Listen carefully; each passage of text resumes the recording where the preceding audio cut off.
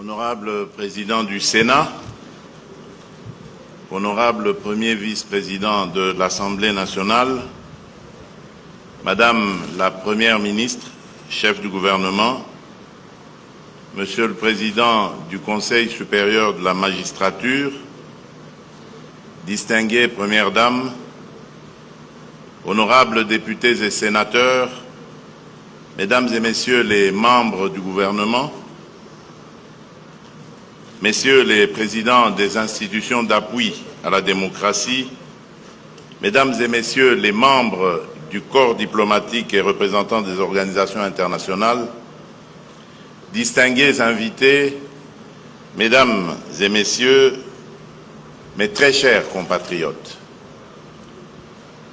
en ce 2 août 2025, jour hautement symbolique, nous nous rassemblons en ce lieu, désormais érigé en mémorial du Génocauste, pour arroser une sémence de conscience collective que notre peuple a fait germer il y a 2 ans.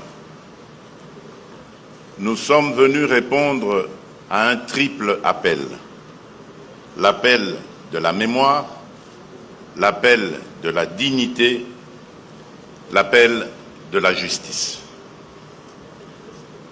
Par notre présence ici, nous commémorons le Génocauste, terme consacré par notre peuple souverain à travers ses représentants légitimes pour désigner l'extermination méthodique dont il a été et demeure encore victime au nom des logiques économiques cyniques et prédatrices.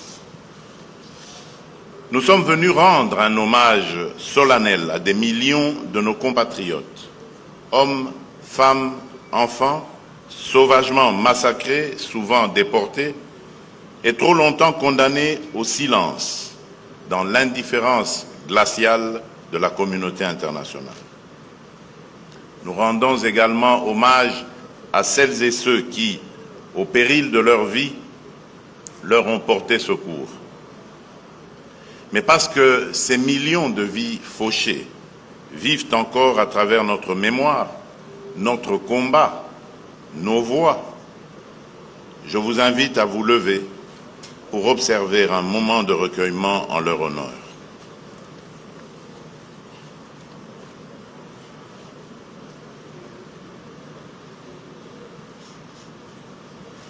Je vous remercie.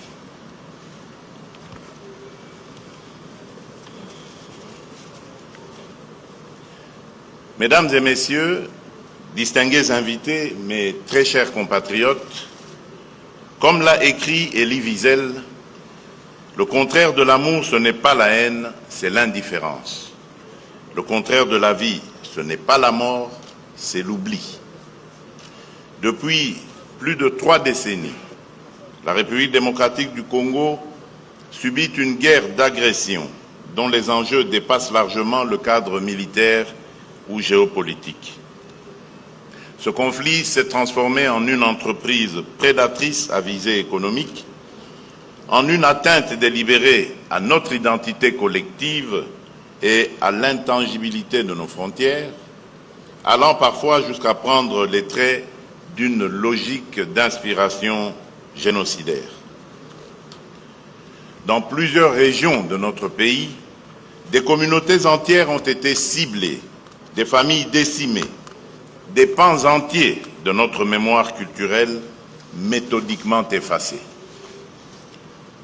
Ainsi, des noms naguère connus pour leur beauté ou leur histoire, Kasika, Makobola, Katogota, Kamituga, Mwenga, Kilungutwe, Kishiche, Mugunga, Bambo, Kazaro, Bukombo, Nyundo, Yumbi et tant d'autres, ne sont plus de simples repères géographiques. Ils sont devenus les stigmates d'un drame humain d'une ampleur telle qu'il interpelle la conscience universelle. Le silence que nous venons de garder résonne comme un cri, un appel à la justice. Il nous rappelle qu'au-delà de chaque chiffre, il y a une vie brisée, un rêve éteint, un nom effacé, une famille meurtrie, une destinée arrêtée. Et c'est à nous, héritiers de cette mémoire, qu'il revient de la préserver, de l'élever et d'en faire le socle d'une action lucide, responsable et irréversible. Les Nations Unies, à travers le rapport Mapping, tout comme les travaux rigoureux de nos propres experts, établissent un constat accablant. Des communautés entières ont été ciblées, parfois jusqu'à l'extermination, en raison de leur identité, de leur ancrage territorial ou de leur proximité supposée avec des ressources convoitées. Cette logique d'anéantissement se poursuit aujourd'hui, sous d'autres formes, mais avec la même brutalité dans l'est de notre pays, où les forces rwandaises et leurs supplétifs du M23 AFC poursuivent leurs exactions au nord Kivu et au sud Kivu. Violences sexuelles systématiques, massacres de civils, enrôlement forcé d'enfants, destruction d'infrastructures, exécutions ciblées et pillages organisés, tous les marqueurs d'un projet d'épuration sont réunis. Le massacre survenu il y a quelques jours, encore dans les environs de Djougou, en Ituri, en est une parfaite illustration.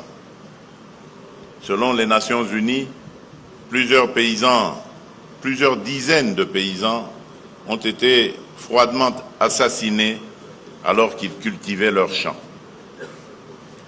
Ce drame, rapporté par les médias internationaux, vient cruellement nous rappeler que le Génocoste n'est pas qu'un épisode du passé. Il continue de se perpétuer dans le silence et l'indifférence. Il menace à chaque instant les efforts de paix que nous avons engagés avec détermination. Il met en péril l'élan historique impulsé par l'accord de Washington, conclu sous l'égide du président Donald Trump, pour mettre un terme à près de 3 décennies de violence à l'est de notre pays. Cette réalité impose à tous, ici comme ailleurs, un sursaut de conscience. À la veille de l'installation d'une commission d'enquête indépendante sur les massacres perpétrés dans cette région, je lance un appel solennel à la communauté internationale. Elle a le devoir moral et politique de soutenir cette démarche essentielle pour établir la vérité, rendre justice aux victimes et jeter les fondements d'une paix durable fondée sur la mémoire et la responsabilité partagée. Et si le monde hésite encore à reconnaître cette tragédie pour ce qu'elle est, un génocide rampant, nous n'attendrons pas que d'autres valident notre douleur. Nous en sommes les premiers témoins, nous en serons les premiers artisans de justice.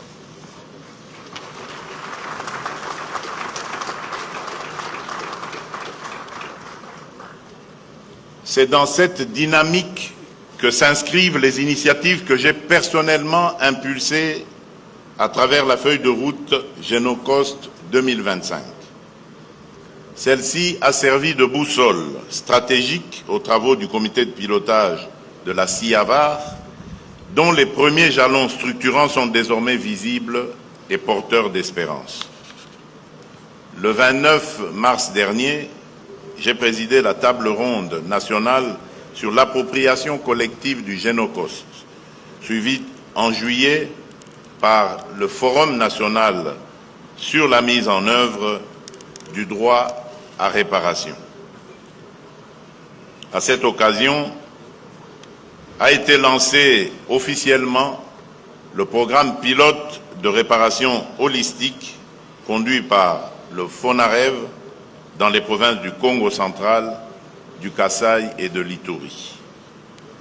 Ce programme bénéficie en priorité aux victimes identifiées sur base de décisions judiciaires, avant une extension progressive à l'ensemble des bénéficiaires éligibles selon le modèle administratif congolais.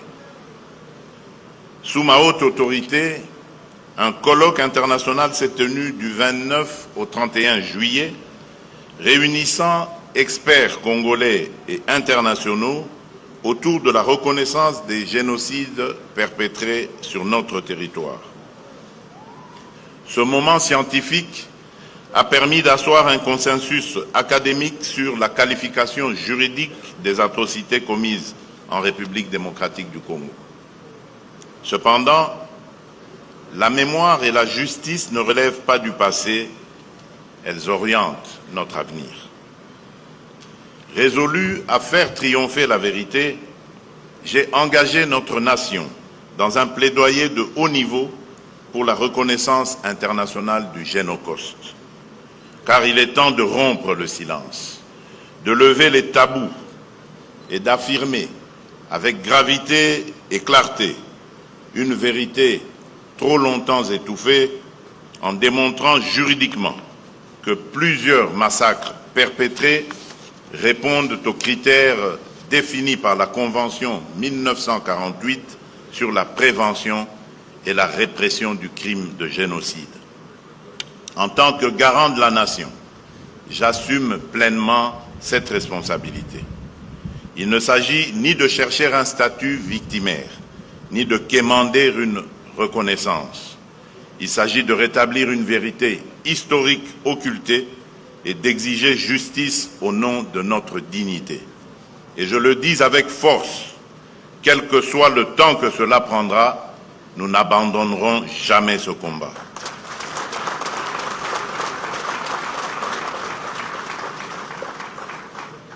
Ce plaidoyer s'inscrit dans une stratégie globale que le gouvernement met en œuvre, articulée autour de deux axes, politiques et diplomatiques.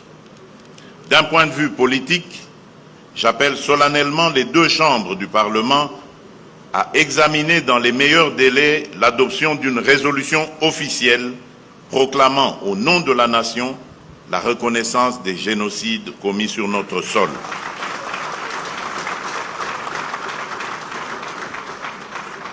Ce ne serait pas qu'un symbole, mais un acte souverain de vérité et de mémoire.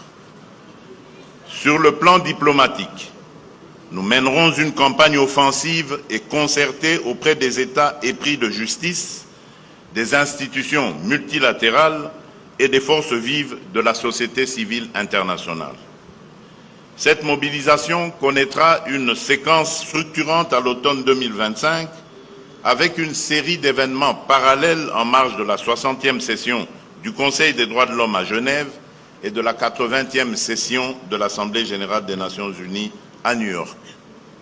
J'ai en outre instruit le gouvernement de mener un dialogue diplomatique ciblé avec les représentations étrangères accréditées à Kinshasa afin de les sensibiliser aux enjeux de ce combat et de faire d'elles des relais actifs de notre message auprès de leur capitale.